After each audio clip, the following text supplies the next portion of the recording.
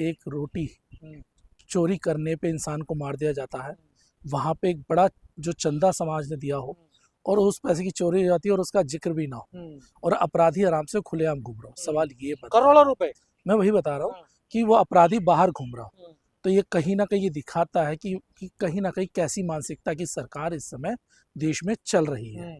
अगर सरकार ईमानदार होती, जो बार बार ये हम देखते हैं जब भी चुनाव आते हैं उत्तर प्रदेश या देश के अंदर, तो हिंदू मुस्लिम की लड़ाई करके दिखाते हैं और जो धर्म की आज आवाज़ उठाते हैं, मुसलमानों के खिलाफ लड़ते हैं। क्या आपने किसी भी एक व्यक्ति का बयान उस चोरी के ऊपर देखा? एक भी किसी का, चाहे कोई सा भी बोल रहे हैं, धीरे धीरे आ रहे हैं साधु संत सामने। नहीं, साधु कह रहे हैं इन्होंने राम भी ना छोड़ा। देखिए कुछ साधु संत आ रहे हैं, लेकिन एक हकीकत ये कि जो सबसे बड़ा समुदाय के जो संत वगैरह बने पड़े हैं, क्या उनकी आवाज़ अभी तक आई?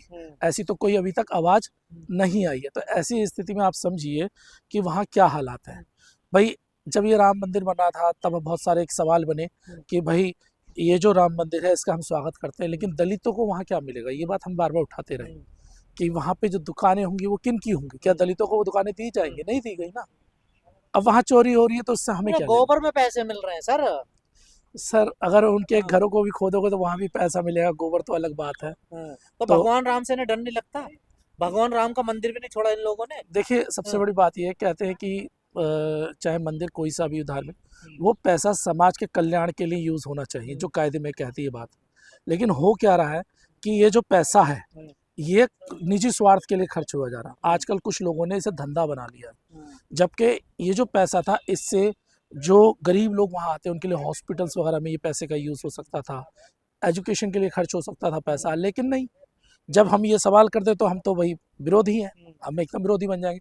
लेकिन क्या ये सवाल बनता नहीं है कि जब वही पैसा, चढ़ावे का पैसा बंदा चोरी करके अपने घर में अपने स्वार्थ के लिए यूज कर रहा है, प्लॉट खरीदे जा रहे हैं, बता रहा हूँ प्लॉट खरीदे जा रहे हैं। आप एक सिंपल सा उदाहरण बता रहा हूँ, किसी भी पुजारी जिसने संत को, जब हम बात करते हैं संतों की, संत तो सब कुछ त्यागता है, लेकिन आज के जो संत हमारे बने पड़े हैं वो त्यागते नहीं, वो मांगते हैं। तो ये सब दिखावा है, आस्था उस्था सब दिखावा, सब पैसे का खेल है। सर दिखावा नहीं होता तो फॉर्च्यूनर में क्यों घूमते हैं? ये बताइए, क्यों जरूरत है 10-10 बॉडीगार्ड लेके चले? क्या पुराने जो संत होते थे क्या उनके पास ऐसी व्यवस्था होती थी? भाई पुराने समय में बैलगाड़ी वगैरह चलती थी ना, तो क्या वो संत उन पे चलते थे? नहीं, वो पूरा जीवन त्याग कर वो सीधा साधना में लग जाते थे। लेकिन आज के एक बहुत बड़ा तबका जो है, एक बहुत बड़ा, सभी संतों को नहीं कह रहा हूँ, एक बहुत बड़ा तबका ऐसा है जो सिर्फ ये जो चढ़ावे के नाम पर या मंदिर धर्म के नाम पर सिर्फ चढ़ावे को अपने हाथ में लेना चाहता है और उससे सुख सुविधाएं भोगना चाहता है। तो इस वजह से ये सारी समस्या 100, 200, 1000 तो हजार की बात नहीं, तो करोड़ों का मामला बताया जा रहा है। देखिए उस पर और सोना चांदी जेवरात हीरे जेवरात सब कुछ गायब कर दिया उन्होंने। तो देखिए ऐसा अभी जो खबर आई है उससे बहुत कुछ निकल के सामने आता है। इससे पता लगता है कि कौन लोग चोर हैं। आरोप लगाया जाता है कि एक समुदाय को कहा जाता है चोर, लेकिन जो अपने धर्म का ही नहीं हो रहा वो फिर उससे बड़ा चोर कौन हो सकता है? अगर कोई पुजारी कोई भी हो, अगर वो अपने ही धर्म के धार्मिक स्थल से चोरी कर रहा है तो समझिए कि उसका मैसेज पूरे देश में क्या जाएगा। तो राम भक्तों की आस्था के साथ भी खिलवाड़ है ना। देखिए ये तो फैसला राम भक्तों को करना है ना।